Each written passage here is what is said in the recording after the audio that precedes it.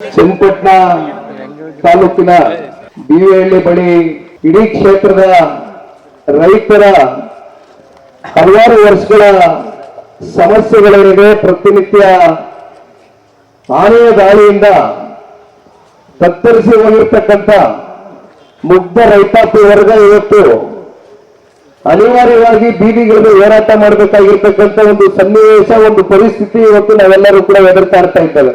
ಬಹುಶಃ ಅಧಿಕಾರಿಗಳಲ್ಲಿರ್ತಕ್ಕಂಥ ಆತಂಕ ಒಂದೇ, ನೀವು ರಸ್ತೆಗಳಲ್ಲಿ ಬಂದು ನಿಂತು ಹೋರಾಟಕ್ಕೆ ಕರೆ ಕೊಟ್ಟಾಗ, ಪ್ರತಿಭಟನೆಗೆ ಕೂತಾಗ ದಿನಗಟ್ಟಲೆ ತಾವೇನಾದ್ರು ಹೋರಾಟ ಇದೇ ರೀತಿ ಮುಂದುವರಿಸಿದ್ರೆ ಮತ್ತೆ ಸಾರ್ವಜನಿಕರು ಯಾವ ರೀತಿ ಓಡಾಡ್ತಾರೆ ಅಂತಕ್ಕಂಥ ಒಂದು ಆತಂಕದಿಂದ ಬಹುಶಃ ಒಂದಷ್ಟು ಜನ ಅಧಿಕಾರಿಗಳಲ್ಲಿ ಬಂದಿದ್ದಾರೆ. ಮತ್ತೆ ಇನ್ನೊಂದಷ್ಟು ಜನ ಅಧಿಕಾರಿಗಳು ಏನಾದ್ರೂ ಮನುಷ್ಯತ್ವ ಅಂತಕ್ಕಂಥದ್ದಿದ್ರೆ ಬಹುಶಃ ಅವರು ಕೂಡ ಬರ್ತಾರೆ ಅಂತಕ್ಕಂಥದ್ದು ನಾವೆಲ್ಲರೂ ಭಾವಿಸ್ಬೇಕಾಗ್ತದೆ. ನಮ್ಮೆಲ್ಲರಿಗೂ ತಿಳಿದಿರ್ತಕ್ಕಂಥ ವಿಚಾರ, ರೈಲ್ವೆ ಬ್ಯಾರಿಕೇಡ್ ನಾವು ಅಳವಡಿಸ್ತೀವಿ ಅಂತಕ್ಕಂಥದ್ದಾದ್ರೆ 1 ಕಿಲೋಮೀಟರ್ಗೆ 1.5 ಕೋಟಿ ರೂಪಾಯಿಯಷ್ಟು ಖರ್ಚಾಗ್ತದೆ. ಇದು ಇಡೀ ರಾಜ್ಯದಲ್ಲಿ 1000 ಕಿಲೋಮೀಟರ್ ಬ್ಯಾರಿಕೇಡಿಂಗ್ ಆಗ್ತಕ್ಕಂಥದ್ನ ಒಂದು ಹೊರತುಪಡಿಸಿ ಬಿಡಬೇಡ ಅದನ್ನ ಸೈಡ್ಗೆ.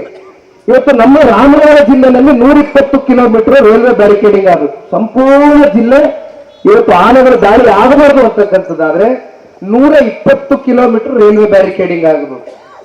ಸರ್ಕಾರದಲ್ಲಿ ಇವತ್ತು 120 ಕಿಲೋಮೀಟರ್ ರೈಲ್ವೆ ಬ್ಯಾರಿಕೇಡಿಂಗ್ ಆಗಬೇಕಾಗಿರ್ತಕ್ಕಂಥ ಸರ್ಕಾರ ಮೊನ್ನೆ ಅಧಿವೇಶನ ನಡೀತು. ಅಧಿವೇಶನದಲ್ಲಿ ಎಷ್ಟಪ್ಪ ಘೋಷಣೆ ಮಾಡಿದ್ದಾರೆ ಇಡೀ ರಾಜ್ಯಕ್ಕೆ ಅಂದ್ರೆ 269 ಕೋಟಿ ರೂಪಾಯಿ ಮಾತ್ರ ಮೀಸಲಿಟ್ಟಿದ್ದಾರೆ. ಇಡೀ ರಾಜ್ಯಕ್ಕೆ ನಾನು ಹೇಳ್ತಾ ಇದ್ದೇನೆ.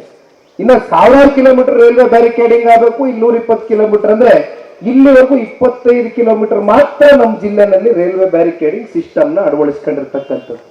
ಇನ್ನು 75% ಭಾಗ ರೈಲ್ವೆ ಬ್ಯಾರಿಕೇಡಿಂಗ್ ಆಗಿಲ್ಲ. ಅಂದ್ರೆ ಇದು ವೈಜ್ಞಾನಿಕವಾದಂತ ವಿಚಾರ. ರೈಲ್ವೆ ಬ್ಯಾರಿಕೇಡಿಂಗ್ ಆದ್ರೆ ಮಾತ್ರ ಆನೆಗಳನ್ನ ತಡೆಗಟ್ಟಲಿಕ್ಕೆ ಸಾಧ್ಯ. ಅರಣ್ಯ ಪ್ರದೇಶದಿಂದ ನಮ್ಮ ರೈತರ ಹೊಲ ಗದ್ದೆಗಳಿಗೆ ಬರ್ತಕ್ಕಂಥ ಆನೆಗಳೇನಿದೆ ಇದು ಒಂದೇ ನಮಗೆ ಇಲ್ಲಿವರೆಗೂ ರಾಜ್ಯ ಸರ್ಕಾರಕ್ಕಾಗ್ಲಿ ಕೇಂದ್ರ ಸರ್ಕಾರ ಆಗ್ಲಿ ಈ ಒಂದು ವೈಜ್ಞಾನಿಕವಾದಂತ ಒಂದು ವ್ಯವಸ್ಥಿತ ಸಿಸ್ಟಮ್ ನ ತಗೊಂಡು ಬರ್ಲಿಕ್ಕೆ ಸಾಧ್ಯ ಆಗಿರ್ತಕ್ಕಂಥದ್ದು ಇದು ಒಂದೇ. ಈಗೇನೋ ನಾಗಣ್ಣ ಅವ್ರು ಹೇಳ್ತಾ ಇದ್ರು, ಯಾರೋ ಅಧಿಕಾರಿಗಳ ಜೊತೆ ಮಾತಾಡಿದೀವಿ ಅಂತ. ಮುಂದೆ ಬಹುಶಃ DF ಅವರು ಕೂಡ ನಿನ್ನೆ ನೋಡಿದೆ, ಸನ್ಮಾನ್ಯ ಕುಮಾರಣ್ಣ ಅವ್ರ ಜೊತೆ ಮಾತಾಡ್ತಾ ಇದ್ರು.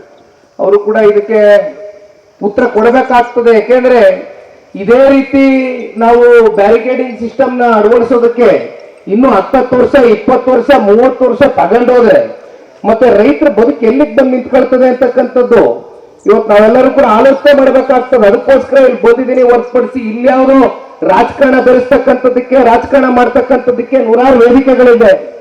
ಅದಕ್ಕೋಸ್ಕರ ನಾನು ಇಲ್ಲಿ ಬಂದು ನಿಂತಿಲ್ಲ. ಇವತ್ತು ನಿನ್ನೆ ದಿನವೇ ಬರ್ಬೇಕಾಗಿತ್ತು.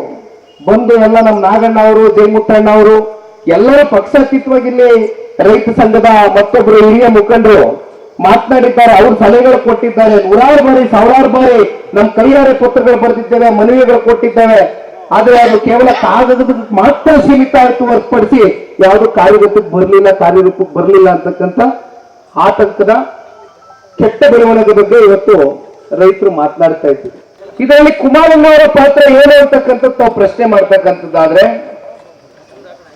ಈ ವರ್ಷ ಫೆಬ್ರವರಿ ತಿಂಗಳಲ್ಲಿ ಪಾರ್ಲಿಮೆಂಟ್ ಸೆಷನ್ ನಡೀಬೇಕಾದಂತ ಸಂದರ್ಭದಲ್ಲಿ ಇಡೀ ರಾಜ್ಯದಲ್ಲಿ, ಯಾಕೆಂದ್ರೆ ಚಿಕ್ಕಮಗಳೂರು ಜಿಲ್ಲೆ ಮೊನ್ನೆ ಸಿಂಗರಿಗೆ ಹೋದಾಗ್ಲೂ ಕೂಡ ಆನೆ ದಾಳಿ ಬಗ್ಗೆ ಹೋರಾಟ ನಡೀತಾ ಇತ್ತು. ಇದೇ ರೀತಿ ಬೀದಿಗಿಳಿದು ಜನ ಅಲ್ಲಿ ಪ್ರತಿಭಟನೆ ಮಾಡ್ತಾ ಇದ್ರು. ನಾನು ಕೂಡ ಭಾಗಿಯಾಗಿ ಬಂದೆ. ಇಡೀ ರಾಜ್ಯದ ಸಮಸ್ಯೆ ಇದು. ಈ ಸಮಸ್ಯೆಯಲ್ಲಿ ಏನಾದ್ರೂ ಒಂದು ಪರಿಹಾರ ಕಂಡುಕೊಡ್ಬೇಕು, ಒಂದು ಪರಿವರ್ತನೆ ಆಗಬೇಕು ಅಂತಕ್ಕಂಥ ದೃಷ್ಟಿಯಿಂದ ಒಂದು ಹೊಸ ರಾಷ್ಟ್ರೀಯ ನೀತಿಯನ್ನ ಜಾರಿ ಮಾಡಿ ಅಂತಕ್ಕಂಥ ಮನವಿಯನ್ನ ನಿಮ್ ಪರವಾಗಿ ಅಲ್ಲಿರ್ತಕ್ಕಂಥ ಕೇಂದ್ರದ ಅರಣ್ಯ ಸಚಿವರು ಭೂಪೇಂದ್ರ ಯಾದವ್ ಅವರು ಅವ್ರ ಜೊತೆಯಲ್ಲಿ ಕೂತು ಚರ್ಚೆ ಮಾಡಿದ್ದಾರೆ. ಜೊತೆಯಲ್ಲಿ ಅಶ್ವಿನಿ ವೈಷ್ಣವ್ ಅವರೇನಿದ್ದಾರೆ ರೈಲ್ವೆ ಇಲಾಖೆಯ ಕೇಂದ್ರದ ಮಂತ್ರಿಗಳು. ಯಾಕೆ ಅವ್ರು ಬೇಕು ಅಂತ ಕೇಳ್ಬೇಕು ನೀವು ಪ್ರಶ್ನೆ. ಇವತ್ತು ರೈಲ್ವೆ ಹಳಿಗಳೇನಿದೆ ಅದು ಕಮ್ಮಿ ದರದಲ್ಲಿ ನಮ್ಗೆ ಸಿಕ್ಕಿ ಅದ್ರ ಮೂಲಕ ಕನಿಷ್ಠ ಪಕ್ಷ ನಮ್ಗೇನಾದ್ರೂ ಕಮ್ಮಿ ಖರ್ಚು ವೆಚ್ಚದಲ್ಲಿ ಏನಾದ್ರೂ ಕೂಡ ಮಾಡ್ಲಿಕ್ಕೆ ಸಾಧ್ಯ ಆಗುತ್ತೆ ಅಂತಕ್ಕಂಥದ್ದನ್ನ ಮನದಟ್ಟು ಮಾಡಿ ಬಂದಿದ್ದಾರೆ ಕುಮಾರಣ್ಣ ಅವರು. ಇದು ಕುಮಾರಣ್ಣ ಅವರ ಪ್ರಯತ್ನ ನಡೆಸ್ತಾ ಇದ್ದಾರೆ. ಆದ್ರೆ ಇವತ್ತು ರಾಜ್ಯ ಸರ್ಕಾರ ಕೇವಲ 269 ಕೋಟಿ ರೂಪಾಯಿಯಷ್ಟು ಮಾತ್ರ ಹಣವನ್ನ ಇವತ್ತು ಕಾಗದದ ಮೇಲೆ ಇವತ್ತು ಘೋಷಣೆಯನ್ನ ಮಾಡಿದ್ದಾರೆ ಹೊರತುಪಡಿಸಿ ವಾಸ್ತವದಲ್ಲಿ ಅದು ಯಾವತ್ತು ಕಾರ್ಯರೂಪಕ್ಕೆ ಬರುತ್ತೆ ಅಂತಕ್ಕಂಥದ್ದು ನಮಗೂ ಗೊತ್ತಿಲ್ಲ, ನಿಮಗೂ ಗೊತ್ತಿಲ್ಲ. ಈ ಕೊನೆಗೆ ಸರ್ಕಾರ ಗ್ಯಾರಂಟಿ ಅಂತ ದೊಡ್ಡ ದೊಡ್ಡ ಜಾಹೀರಾತುಗಳು ಊಟಗಟ್ಟಲೆ ಕೊಡ್ತಕ್ಕಂಥದ್ದನ್ನ ಬಿಟ್ಟು ರೈತರ ಒಂದು ಬದುಕಿನ ಗ್ಯಾರಂಟಿ ಬಗ್ಗೆ ಇವತ್ತೇನಾದ್ರೂ ಕೂತ್ ಚರ್ಚೆ ಮಾಡ್ತಾ ಇದ್ದೀವಾ? ನಾ ಪಕ್ಷಾತೀತವಾಗಿ ಹೇಳ್ತಾ ಇದ್ದೇನೆ, ಎಲ್ಲ ರಾಜಕೀಯ ಪಕ್ಷದ ನಾಯಕರುಗಳಿಗೆ ಹೇಳ್ತಾ ಇದ್ದೇನೆ, ಎಲ್ಲರಿಗೂ ಸೇರಿ ಹೇಳ್ತಾ ಇದ್ದೇನೆ. ಸುಮ್ಮನೆ ಬಂದು ಇವತ್ತು ನಿಂತು ನಾನಾಗ್ಲಿ, ನಿಖಿಲ್ ಕುಮಾರಸ್ವಾಮಿ ಆಗ್ಲಿ, ಜಯಮುತ್ತು ಆಗ್ಲಿ, ಅಥವಾ ನಾಗರಾಜಣ್ಣ ಆಗ್ಲಿ, ಅಥವಾ ಇನ್ಯಾರೇ ರೈತ ಸಂಘದ ಹಿರಿಯರು ಮಾತನಾಡಿ ಹೋದ್ಮೇಲೆ ಇದಕ್ಕೇನು ಮುಂದಕ್ಕೇನು ಏನ್ ಮಾಡ್ಬೇಕು ಹೇಳಿ ಅಂತ ಒಂದು ಸ್ಟೆಪ್ಗಳು, ನಿರ್ಧಾರಗಳು ಏನ್ ಇಡಬೇಕು ಅಂತಕ್ಕಂಥದ್ರ ಬಗ್ಗೆ ದಯಮಾಡಿ ಇಲ್ಲಿರ್ತಕ್ಕಂಥ DF ಅವರು ತಮ್ಮ ವಿವೇಚನೆಗೆ ಏನು ವಿಚಾರ ಗೊತ್ತಿದೆ ದಯಮಾಡಿ ಹೇಳಬೇಕಾಗ್ತದೆ. ಕರುನಾಡು ಟೈಮ್ಸ್ ಚಾನೆಲ್ನಲ್ಲಿ ಸುದ್ದಿ ಮತ್ತು ಜಾಹೀರಾತು ನೀಡಲು ಈ ನಂಬರ್ಗೆ ಕರೆ ಮಾಡಿ.